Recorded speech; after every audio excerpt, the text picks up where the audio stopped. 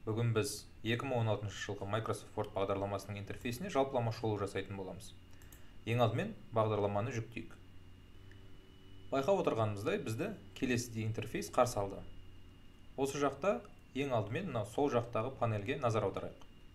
Бізді үш үлкен батырма күтіп тұр. Ол басты бет, құру беті және де ашу беті.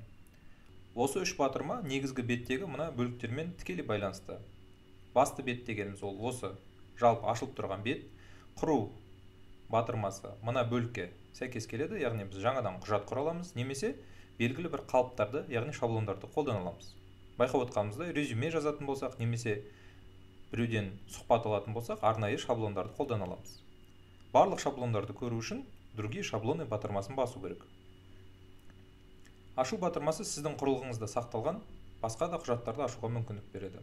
Ол мына бөлікке де сәйкес келеді деп айта аламыз. Бұл жерде бізде осыған дейін біз ашқан құжаттар тізімі көрсетілген. Солардың үстіне басып, бірден оларды өңдеуді жалғастырып кетуге болады. Астыңғы бөлікте бізде Microsoft аккаунтын баптауға мүмкіндік беретін учетная запись батырмасы. Өзіңіздің пікірлеріңіз немесе ұсыныстарыңыз болса, осы отзывы и предложения батырмасын басуға болады.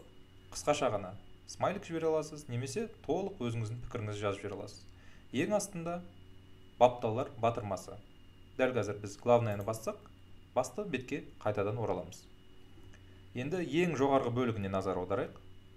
Оң жақ бұрыштан бастайтын болсақ, әдеттегі Windows операциондық жүйесіндегі терезелерде кездестіретін батырмалар, яғни ол жабу батырмасы, өлшемін өзгерту батырмасы, оны бүкіл терезеге біз соза аламыз, немесе кішірейте аламыз.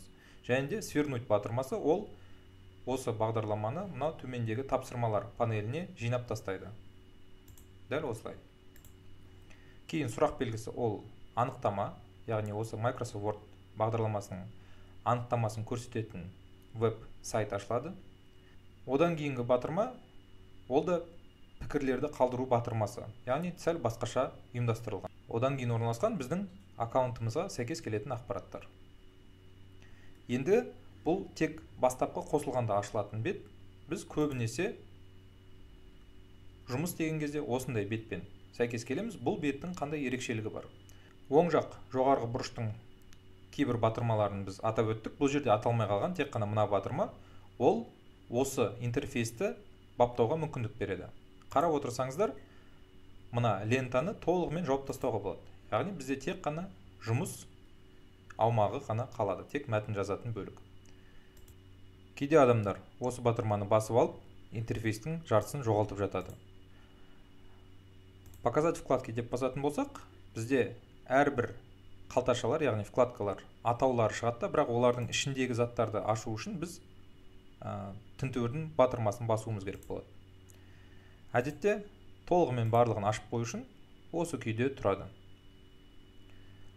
Сол жақ жоғарғы бұрышта бізде жылдам қолдану панелі, панель быстрого доступа дейді. Қазір тек қана осының атауын білсек, кейін курста біз бұған толығырақ тоқталатын боламыз. Одан кейінгі бізде астыңғы бөлікте қалташалар, яғни вкладкалар. Жұмыс барысының 90%-на жуық уақытты сіз осы басты қалташада боласыз, яғни басты вкладкада. Бұл негізгі пәрмендер осы жерде болады. Арғарайғы қалташалар өзінің қолдану жиілігіне байланысты орналасқан. Мынау әртүрлі енгізулер, парақты, кестені, суреттерді, басқа да мәліметтерді енгізуге болады. Конструктор қалташасында біз көптеген баптауларды жүргізе аламыз. Макет, бұл жерде де түрлі парақшаның баптаулары берілген. Сілтемелер, таратулар, рецензирование, бағдарламаның түрін өзгерту қалташасы және де анықтама. Одан кейінгі жұмыс аумағы, бұл жерде біз түрлі мәтіндерді теретін боламыз. Төменгі жағына назар аударатын болсақ, бізді түрлі ақпарат күтіп тұр. Бұл біз қай бетте орналасқанымыз, қанша сөз жазғанымыз.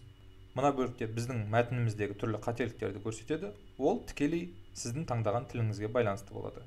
Макростар, арнайы мүмкіндіктер, кейін құжатты қарау режимдері мен құжаттың масштабы.